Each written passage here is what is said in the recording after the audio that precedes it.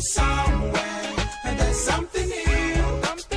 Why English is welcome so good. It's Diction Avenue, Diction Avenue. This is a world where English language is taught, the official language that everyone needs to learn. Set it right pronunciation and use the right intonation.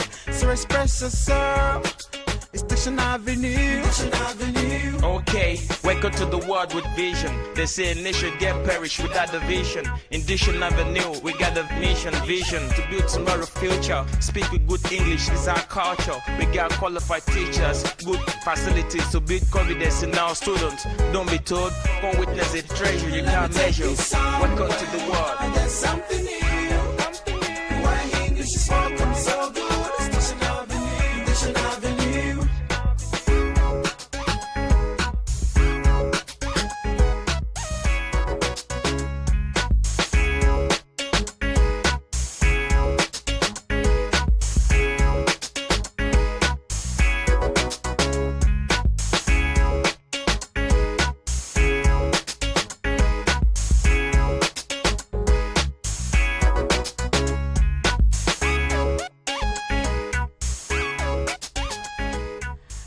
Afternoon and welcome to today's edition of Diction Avenue, the program where you learn to speak right, and sound English. My name is Abigail Anaba and I'm the host on the show today. As usual on Diction Avenue, we'll be talking an aspect of the English language which you will be interested in. Remember last week we started talking about letters of the English alphabet, and we took time to learn how to say all the letters from A to Z.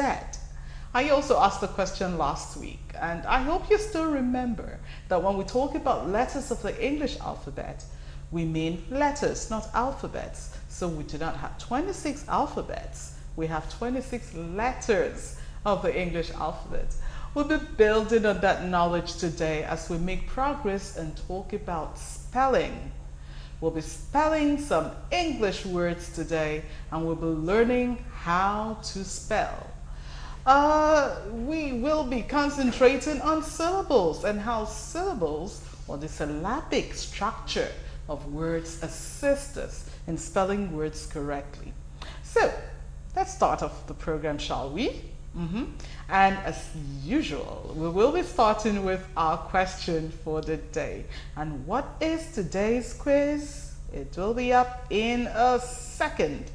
And today's quiz has to do with dividing words into syllables. And the question is, what is the correct way to divide the word tribalism into syllables? What is the correct way to divide the word tribalism into syllables? And we have A, B, C, and D. Do you go tribalism, or do you go tribalism, or do you go tribalism, or finally tribalism? Do you know the correct way to divide that word into syllables? Then send your answer to the number 0805 584 9525. Again, the number is 0805 584 9525. Remember, it's text message only, and do not forget to include your name and where you are sending your text message from. Okay. So we move on straight to the show for the day, and as I said at the beginning of the program, we'll be talking spelling. We all like to learn how to spell because spelling helps us in reading. Yes, even though some people think that you do not really need to know how to spell in order to know how to read, but there is a connection between spelling and reading. So there are different strategies that we can use to learn how to spell. And what are those strategies? First, we can break words into parts. That's a way of learning how to spell, or being able to spell better. When the word is broken into parts, then it's easier to spell. You can also Another strategy that you can use to learn how to spell is tracing the origin or etymology of the word. For instance, if you know that a word is of Greek origin, then there is a particular way in which it will be spelled. If you know it's French, there is another way in which it will be spelled. We know that French words, for instance, have lots of silent letters. So if you're spelling a French word, a word which is a French derivative, if I say ballet, you might be thinking et at the end, because that's how French words are spelled. Another strategy to use is to identify smaller words within larger words. So when you hear a word pronounced, you begin to think of what are the smaller words that are included here. But by far, the best strategy for learning how to spell is to break words into parts. That's actually where it starts from. When you hear a word pronounced in your head, you say, how many parts does this word have? What is each part? And then you're able to spell each little part. Because when we break words into syllables or into parts, then it's easier to spell them, because we'll be hearing smaller chunks of the larger word. And that's how it's easier to spell when you hear the smaller chunks out of the big chunk. Just as when you're trying to eat a meal, you take the meal in little chunks. You use a spoon. If you were not handed a spoon and you were just told eat, and then you're just looking at this big mound of food, it might even be irritating. But when you break it into smaller chunks, then it's easier to eat, it's easier to digest. Same way with words. When we break words into syllables, it is easier to spell them, because we'll be hearing smaller chunks of the larger word. Yeah, as I said, when we break words into syllables, it's easier to spell them because we'll be hearing smaller chunks of the larger word. And you know, because every word in English is made up of parts, and some words have just one part, so they're easier to spell, then we have other words which have more parts, 2 parts, 3 parts, 4 parts, 5 parts, and the more parts the words have, the more difficult it is to spell.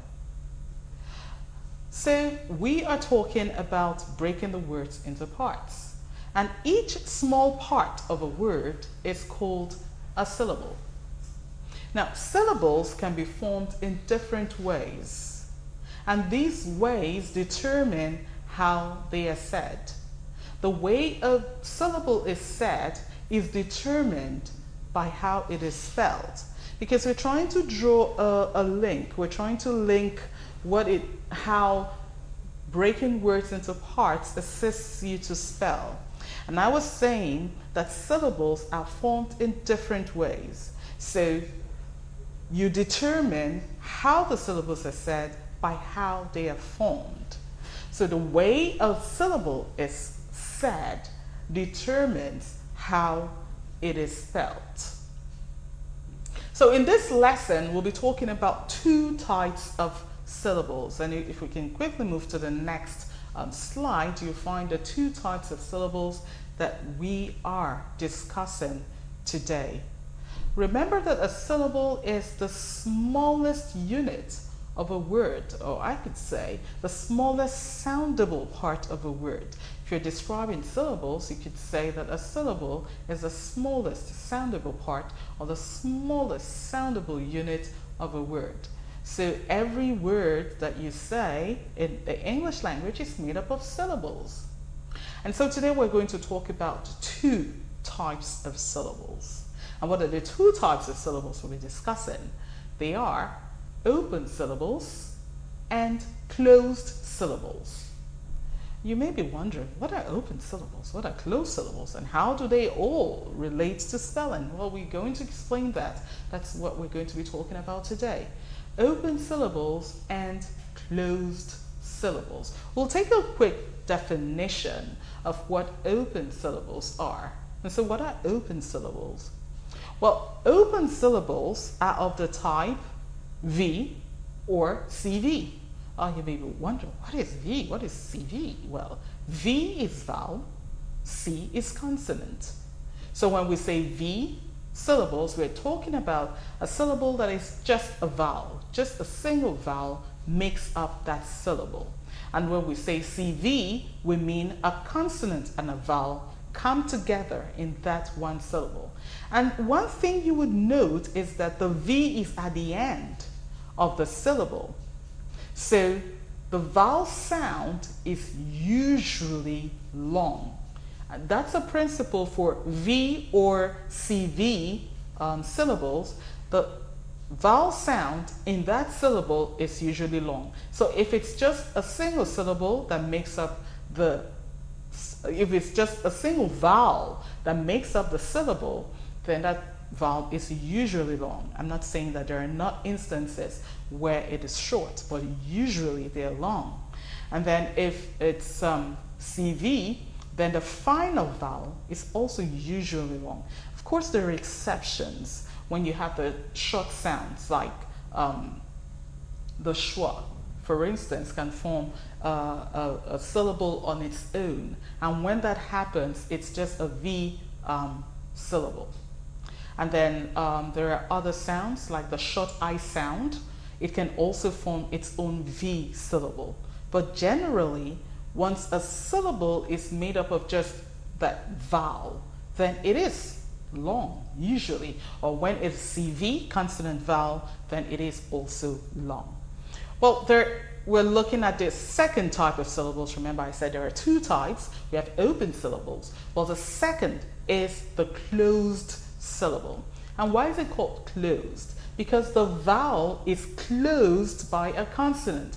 And you can see the various types of closed syllables that we have there. We have the vowel consonant, consonant, vowel consonant, consonant, consonant, vowel consonant, consonant, consonant, consonant, vowel consonant, consonant, consonant, consonant, vowel consonant, consonant, consonant syllable, and finally the vowel consonant, consonant, consonant, consonant syllable.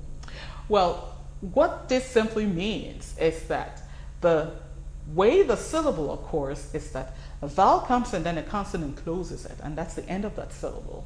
And then all the other examples. And in these examples, the vowel is usually short. So when the syllable is open, it usually ends in a long vowel or contains a long vowel. But when it is closed, it contains a short vowel. So how does all of this relate to spelling? Well, when a word is said, you hear the sounds. You break the sounds into syllables. The sound you hear determines the sound you will spell. So when you break a word into syllables, then what happens is that you spell according to what you hear. So how does this all work? We're going to look at an example of an English word and apply all that we've been saying to it. So when, as I was saying, when a word is said, you hear the sounds, you break the sound into syllables, and then the sound you hear determines the sound you will spell. Now let's look at it this way. If you hear a word like cat, for instance, and you imagine that, okay, it must be a closed syllable. Cat, consonant, vowel, consonant. So as I was saying, we're going to look at one word as an example now. It's actually the longest English word. At least that's what Webster says. Now I want you to listen to this word and see how you feel about it. The word is pneumono-ultramicroscopic silicovolcanoconiosis. Pneumono-ultramicroscopic silicovolcanoconiosis. Imagine that you are asked to spell this word and someone just says, can you spell the word pneumono-ultramicroscopic silicovolcanoconiosis? It's such a mouthful, and you might just go like, okay, I do not think so. But what could help you actually spell this word? breaking it into parts. Just tell the person to say it a little more slowly and listen to every sound the person says. And then what happens? You go new. That's the first syllable in that word. And we're going to look at the syllabic division of the word, which is the next thing we're looking at. The person starts by saying new. And then you ask, new as in N-E-W, and he said no, as in pneumonia. And then you know that, okay, you mean P-N-E-U. And that's the first syllable in that word, new. And then the person goes, mono. Now that's easy to spell. After you've written P-N-E-U, it's easy to spell mono because it's a word you can easily recognize. Mono, M-O-N-O. That's 3 syllables down. And then the person says ultra. That's another small word, ultra, U-L-T-R-A. And then microscopic. That is easy too. You spell microscope, you can spell microscopic. M-I-C-R-O-S-C-O-P-I-C.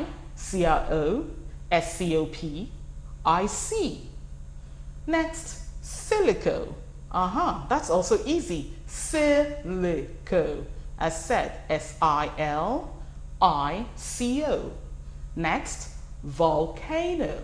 That's another easy one. Volcano. V-O-L-C-A-N-O.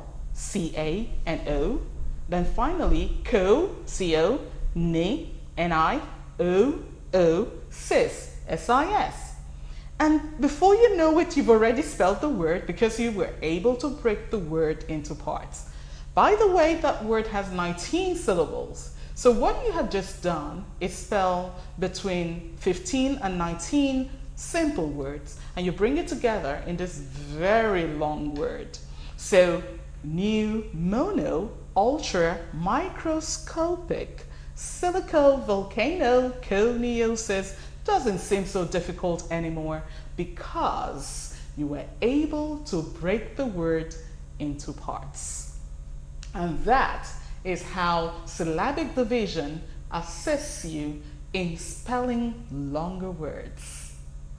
Well, the show is not all about me today. I'm going to have 2 guests, 2 pupils from 2 different schools who also have presentations to make today.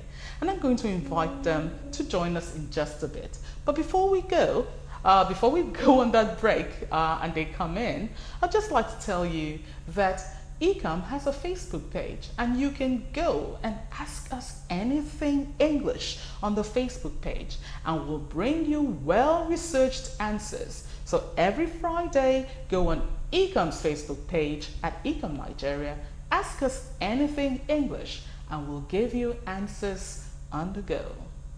So we're going to take a short break now, and when we come back, we will be meeting the 2 pupils. So don't go away. Where English language is taught, the official language that everyone needs to learn. Set it right pronunciation and use the right intonation. So express yourself. It's Diction Avenue. Diction Avenue. Okay, wake up to the world with vision. They say a nation get perished without the vision. In Diction Avenue, we got a mission, vision to build tomorrow's future. Speak with good English is our culture. We got qualified teachers, good facilities to build confidence in our students. Don't be told, come witness a treasure you can't measure. Welcome to the world. And there's something new. Why English is welcome so good. It's Diction Avenue. Diction Avenue.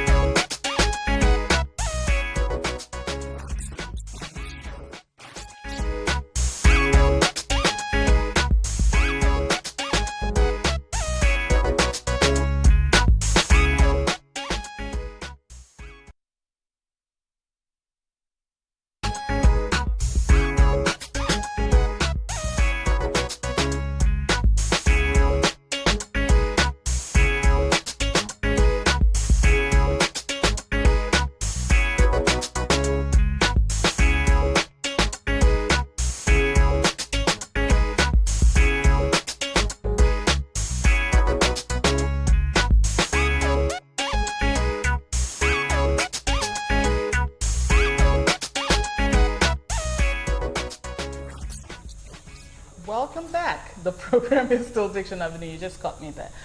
The program is still Diction Avenue, and I have in the studios right now with me the two guests I spoke about earlier.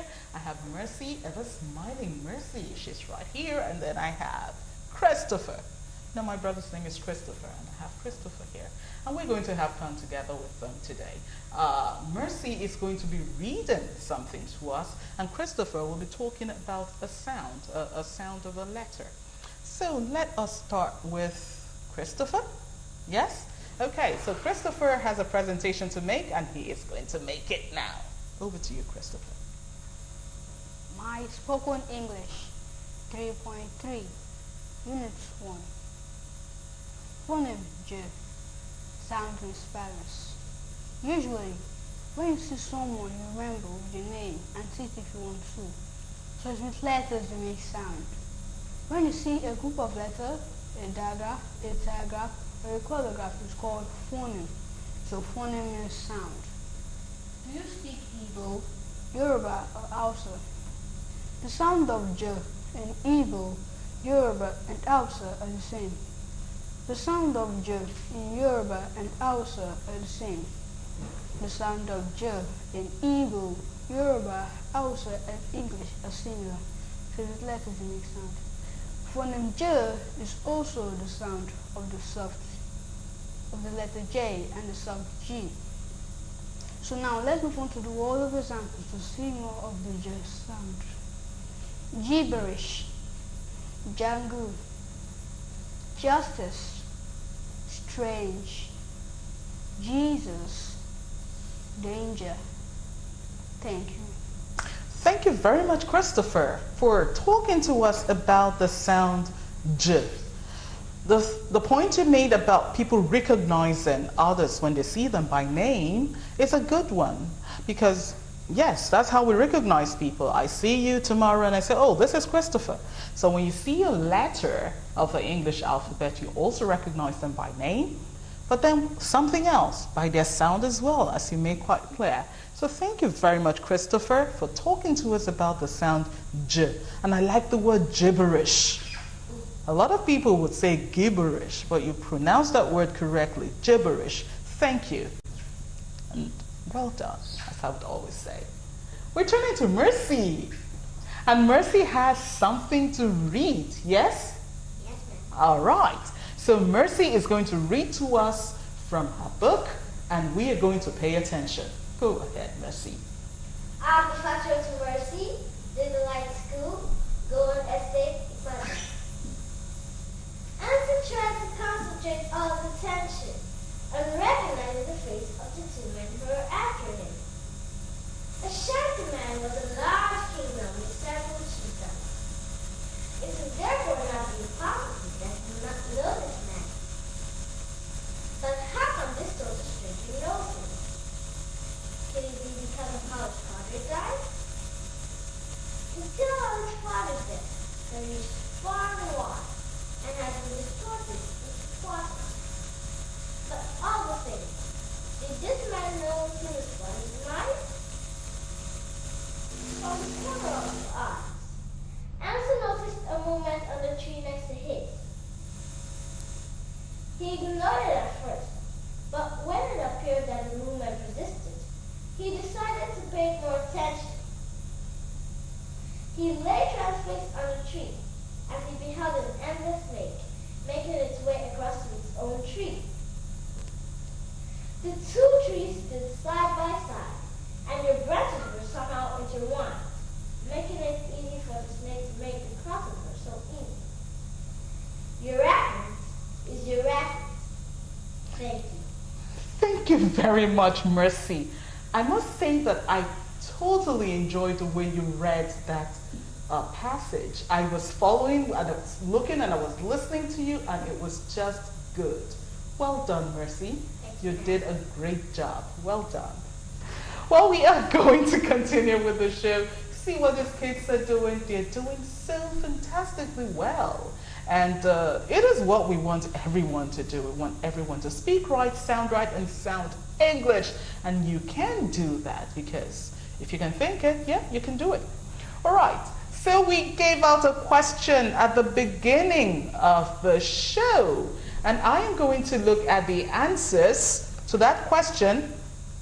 But remember that what we have been discussing today is how to spell and how breaking words into parts can help us to spell words correctly. That was the question we gave out. What is the correct way of dividing the word tribalism into syllables? And I must tell you, and this is the truth, I have over 80 responses. I have almost 100 responses to that question.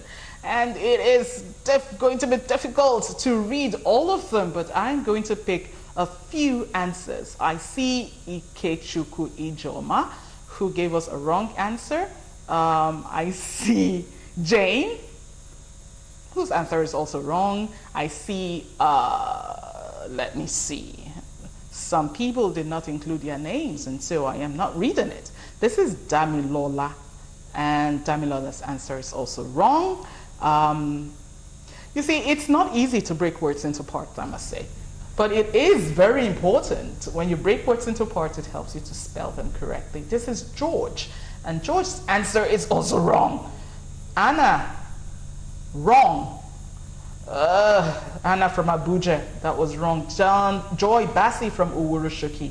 Everybody's giving me wrong answers today. I'll take one more. This is Ihonu Chidimma Monica from Agbadu, who is also giving us a wrong answer. So what is the correct answer to this question, you might ask? How do you divide the word tribalism into syllables? The answer is actually A. Tribe, ism is one syllable when you're writing. And that is one thing you should note. There's a difference between the way you divide syllables in writing to how you divide them when you're saying them. Ism is one syllable because it contains only one vowel sound. And you divide words based on the vowel sound. So you have tribe in one syllable, al in the second syllable, and ism in the third. So the word tribalism actually has 3 written syllables, but 4 spoken syllables. And that's how we come to the end of the show today. The time is always flying and it's flown again. But I must say thank you to Mercy and to Christopher for joining me on the show today and for making it great fun to be here. Until we come your way, I come your way with another set of students next week. My name is Abigail Anaba. Thanks for watching.